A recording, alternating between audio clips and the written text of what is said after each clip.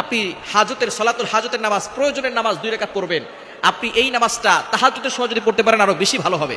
তাহাজ্জুদের সময়টা দোয়া কবুল হয় এবং এই সময়টা আপনি ইয়াকিনের সাথে আমল করবেন। যদি আপনার ইয়াকিন ও বিশ্বাস আল্লাহর প্রতি থাকে, আল্লাহ তাআলা আপনার জন্য সবকিছু সহজ করে দিবেন। আপনার সামনে যদি বিশাল বড় পাহাড়ও থাকে, এই পাহাড় সরিয়ে আল্লাহ তাআলা আপনার রাস্তাকে সহজ করে দিবেন।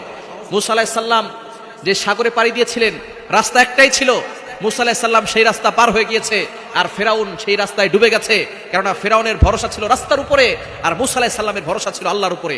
ওই আল্লাহর প্রতি ইয়াকিন রাখুন, বিশ্বাস রাখুন।